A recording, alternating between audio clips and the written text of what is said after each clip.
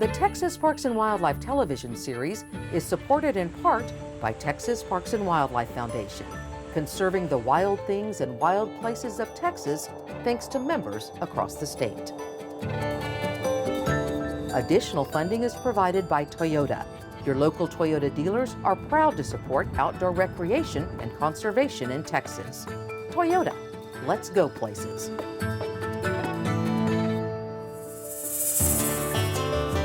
Coming up on Texas Parks and Wildlife. This is where the prairie chickens are being reintroduced into the wild. That's what's great about the program is that it does give you some solitude and some private access so that you can get away, right? Hueco tanks is this labyrinth of rock and so much to get into and so much to explore.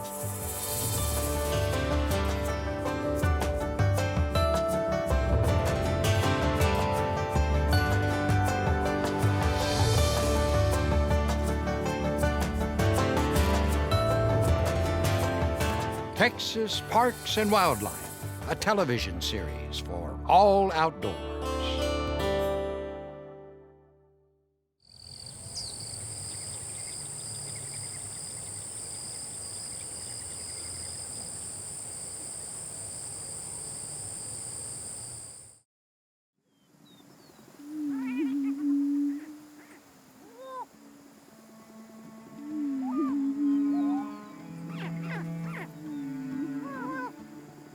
The Attwater prairie chicken is a native grouse species.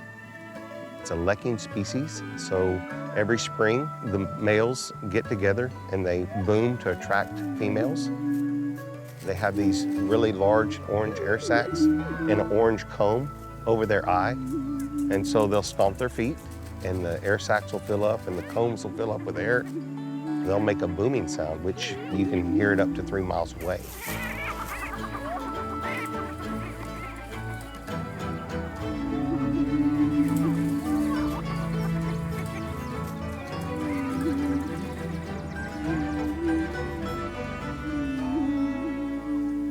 The Attwater prairie chicken is an iconic species of the prairie, of which only about 1% of this acreage is left. The eerie mating call of the Attwater's prairie chicken is a haunting reminder that another wildlife species is on the verge of extinction. Where millions of Attwater's prairie chickens once lived on the Gulf Coast, now only about 1,000 remain. They were almost at extinction, and then the Nature Conservancy approached my mother. She started the partnership, and that has continued to this day. My name is Morgan Dunn O'Connor. This land has been in my family since 1834. From an early age, my siblings and I felt this connection to this land.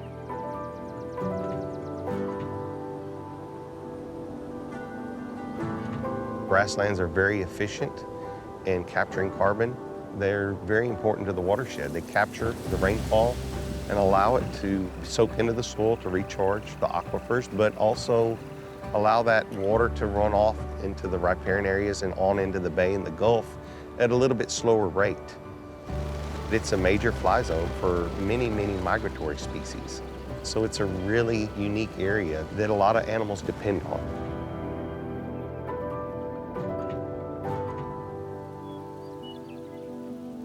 This is really the last best hope for the prairie chicken as far as being large enough to have a sustainable population.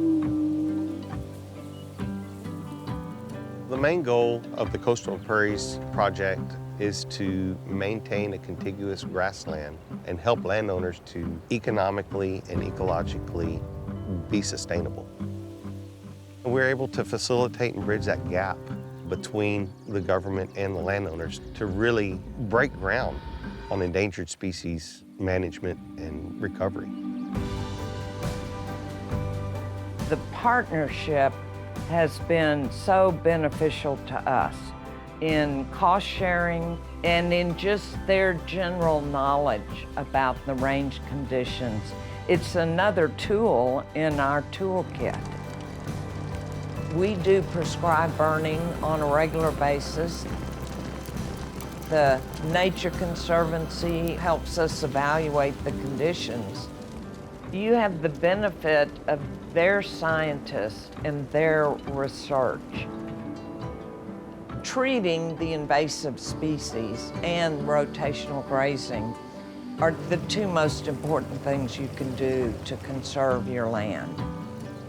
So this is part of the rotational grazing system, and you see we have this narrow lane, and it's just to make it easier to move the cattle from pasture to pasture. No, the rotational grazing makes all the difference. You never lose all of your good, healthy grasses, and that's good for the cattle, and it's good for the wildlife, and good for the prairie chickens also. This is where the prairie chickens are being reintroduced into the wild. And this road that we were just on is often where you will see a dozen or more prairie chickens booming at the same time, which is about my favorite show out here.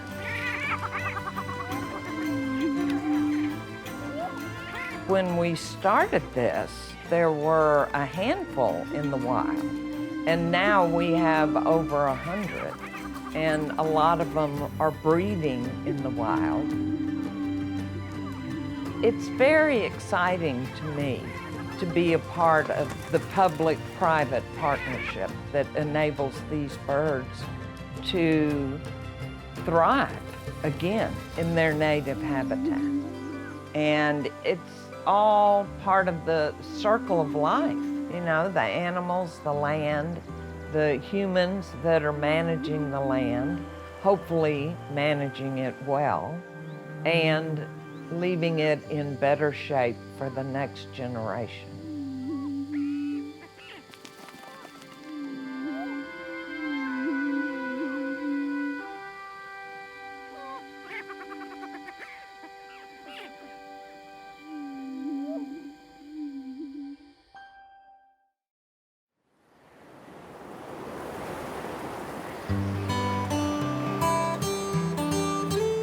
.95% of the state is private property, and the rivers are public domain. Very, very few places to access. You have to put in some work to get to these sites, but the good thing is not a lot of people are doing that. And then you get the beauty of solitude, so that's what I really enjoy about it.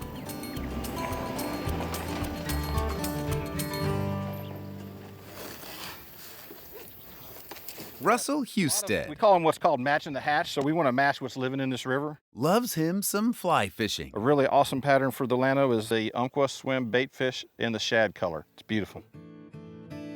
Russell has called ahead and gained access to his own private put-in spot. That's what's great about the program is that it does give you some solitude and some private access so that you can get away, right?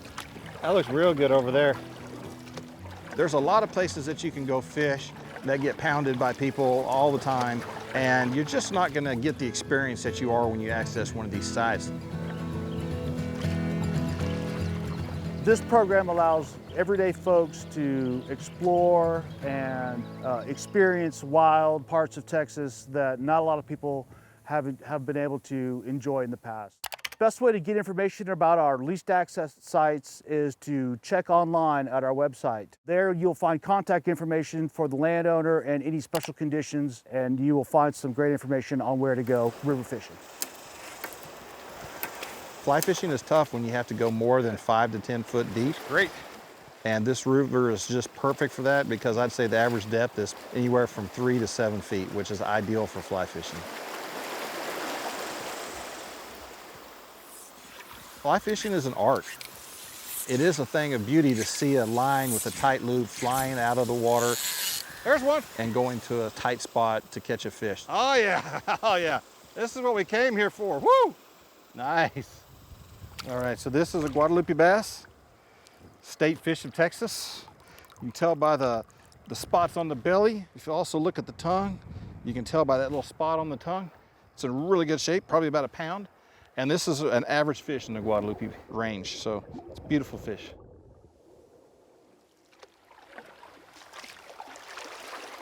Try to miss this big rock in the middle. You know, I've used this program on the Brazos River. I've used it on the Colorado River. Oh yeah, this is easy. I'm here today on the Llano River, and there's these access points all across the state. Nice.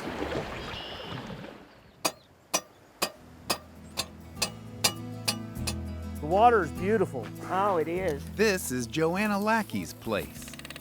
It's called Pete's Pecan Patch. I can remember going out on here with my father in a boat, and it was some of the best memories I have of remembering my father. Oh, that's awesome.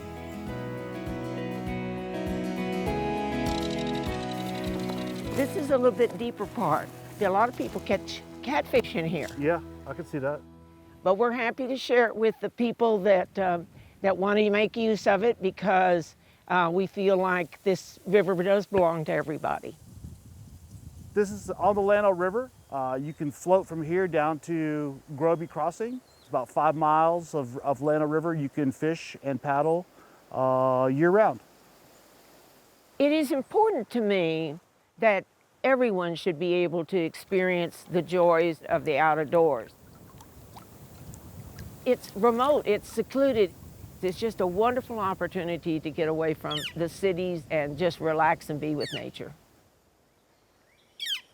We lease access sites on East Texas rivers, down on the coastal plain, as well as in West Texas on the spring-fed Devil's River.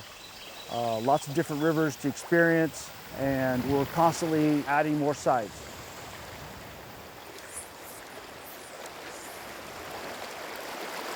I love being in nature. I love the challenge. I love moving water.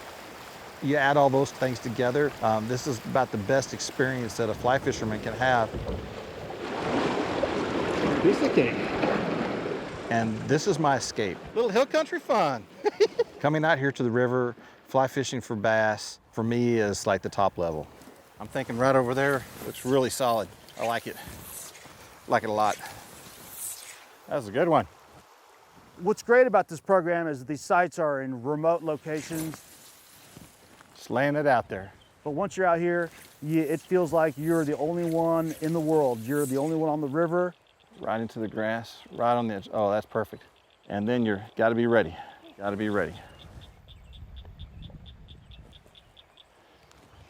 Oh! This is about the best experience that a fly fisherman can have. This fish is way up here in that dark corner over there. You just clobbered that bait. You're catching a lot of fish. You're seeing nature at its best. Ah, beautiful, beautiful. It's just a great escape. So you really want to put the effort in to get to these places so that you get the full experience.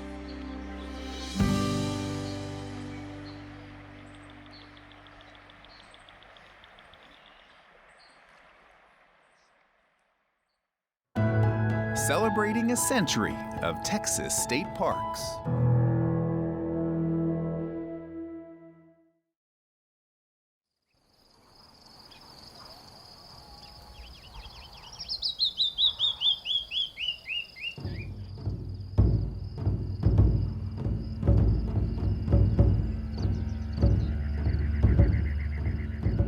You'll hear it over and over again that this is an oasis in the desert. You look around and there's trees and there's water and there's ferns and mosses and things that you don't expect to see in the desert, and it's just something really exciting. What makes Hueco Tank special is that the Hueco Mountains are an oasis in the desert. The material that these mountains are made out of collect water. And so because of that, people have been visiting this park for 10,000 years. This place is so special because you can step back in time and you can walk around and you can see why people have been here. You can see why this is such an important and special place. This place is pretty amazing.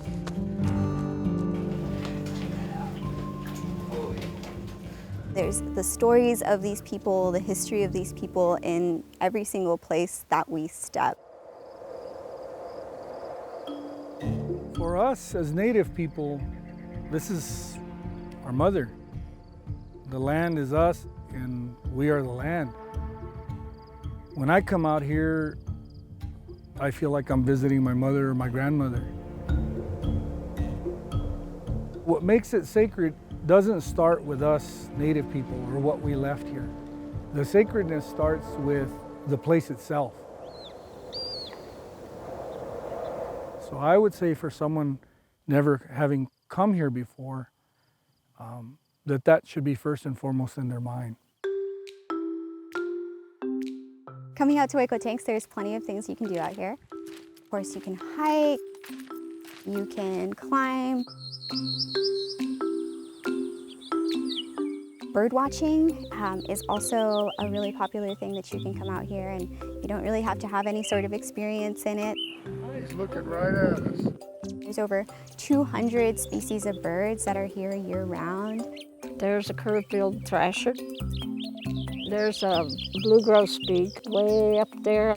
The thing that most visitors come for, that we're most known for, are our rock painting pictographs. We have pictographs that are thousands of years old, up to modern historic graffiti, like the 49ers that were headed to California looking for gold. Visitors can see over 200 Hornada-Mogollon masks, either on their own in the self-guided area or by signing up for a guided tour. Our first stop is going to be right up over here behind the ranch house. I'll take you guys up there. There's a little story I want to tell you guys there.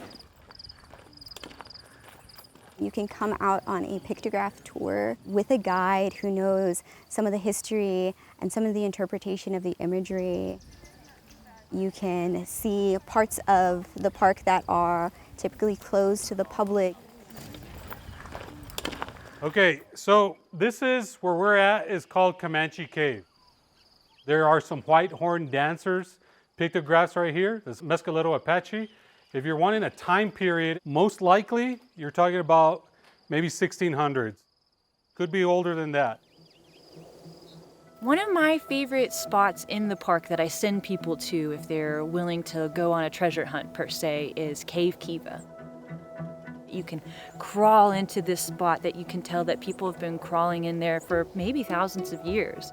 And then you can turn around and lay on your back, and up on the ceiling of the shelter are these beautiful masks made by the Hornada-Mogollon people in different colors and different shapes and sizes. And it's just really neat to lay there on your back and reflect on the people that made those thousands of years ago and what they meant to them. Hueco Tanks is this labyrinth of rock, just maze of fun and so much to get into and so much to explore. Bouldering in Hueco Tanks is probably the best bouldering in the United States, in my opinion. Everything's super steep, you got these crazy caves, and the formations of rock are insane. My favorite thing about Hueco Tanks is probably just the vastness. And I like going to a different spot every time I go out. When I go out, I explore, I look for new things. You always can find something under like some crevasse, and it opens up into a huge room. There's just so much life out here, and you won't find this anywhere else. It's really recharging, you know, there's so much chaos in town, and then you come out here and it's so nice and chill, and it's just like a great kind of meditation. I think when you come here, you should respect it and respect the people who have been here before you. And, you know, just trying to leave it as nice as you found it. I have yet to meet anybody that doesn't leave and have some sort of a different way of feeling and thinking and viewing the place. And I can't say that 100% of the time everybody makes an emotional connection with the place, but I think more often than not, people do.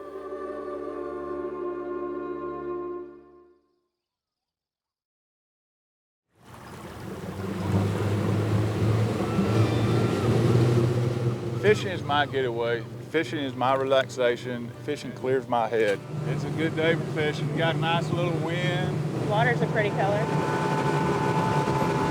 My mom gave me a picture this past year at Christmas, and I think I was 3 years old. And had my cane pole, and I've been just so fortunate. My dad took me fishing at a very young age, introduced me to it. I never turned back. Perhaps one of the byproducts of COVID was how many more people it put on the water. You know, that year there was an increase in licenses, all these people coming to the coast. So if we don't manage it soundly and do it with science, then we have nothing. Parks and Wildlife mission is to preserve the resources to ensure that future generations have access to it. The sample size seems to be the place where the mean and the standard error tend to stabilize. As an agency, we've been monitoring our coastal resources for over 40 years in a lot of cases. So we have a lot of data at our disposal to understand patterns in populations and how these organisms interact with each other and interact with different sorts of habitats. This is some satellite imagery of the area, and then Fish and Wildlife Science really is a little late to the game in terms of using big data. It's really come to fields like advertising and business and finance. But really, our coastal resources are incredibly valuable to us, not only as humans, but to the local communities that rely on them. And so, you know, why wouldn't we use those same technologies to help us predict what's going to happen when certain things change those coastal ecosystems? We collect data on everything from commercially and recreationally important fish to those that really no one's fishing for, because we want to understand the larger ecosystem structure and trends. But when large things happen to these ecosystems, the first thing we want to know is what changed. And so it's really this baseline data that we collect that helps us understand exactly what's changed and what we need to do going forward to remedy whatever has changed. We're just going to walk parallel to shore here for 50 foot, and then we're going to wrap it around and beach everything we catch, and from there we'll work up the sample. So a lot of times anglers really like to catch the big, big redfish, big trout, whatever it might be.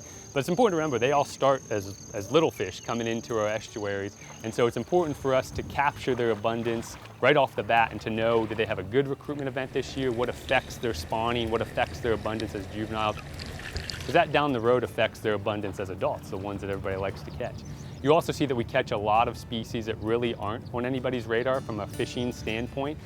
You'll see a lot of little crabs, a lot of little shrimp in those samples. And it's important for us to understand those abundances across time so that we can then understand how that affects the abundances of a lot of those fish and invertebrates that people like to catch. And we'll get some pretty good links and measurements. The average person may look at a data set and not know what that means. It is that information that directly affects how they utilize the resources. 78. And it's that information that then provides us the best course to preserve and conserve the resources.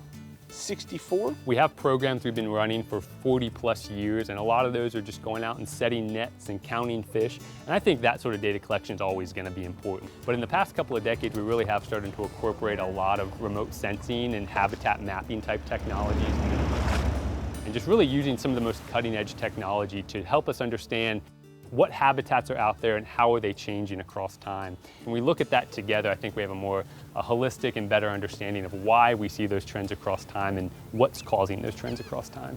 78. What we do is so important to have buy-in from the public, because if they don't understand it, if they don't see an importance to it, what are we doing if we can't convey it to the public? And I've always thought that that was a really important part of Parks and Wildlife, but we're doing it so that way your children, your grandchildren, their grandchildren can have a place in this world where they can enjoy what you enjoy as an adult. They're in love with it just as much as we are, and they want to see it flourish, to be here not just for our generation, but our kids' generations and generations beyond that. But it all comes back to having that science. Where would this fishery be if we didn't have Parks and Wildlife, coastal fisheries to help manage this resource and be a part of it?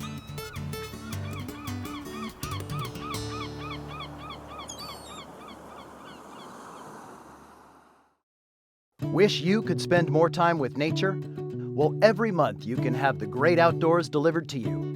Since 1942, Texas Parks and Wildlife magazine has been the outdoor magazine of Texas. Every issue is packed with outstanding photography and writing about the wild things and wild places of this great state. And now Texas's best outdoor magazine is available as an app. It's just that easy. Texas Parks and Wildlife magazine. Your connection to the great outdoors.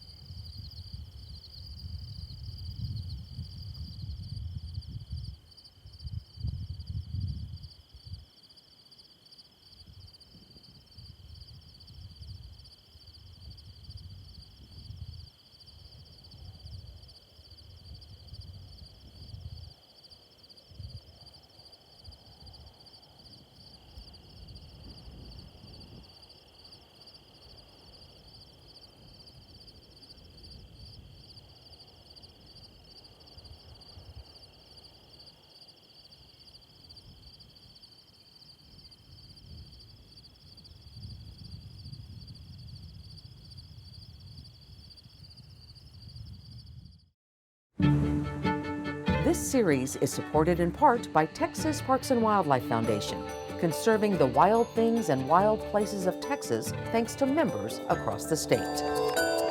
Additional funding is provided by Toyota. Your local Toyota dealers are proud to support outdoor recreation and conservation in Texas. Toyota, let's go places.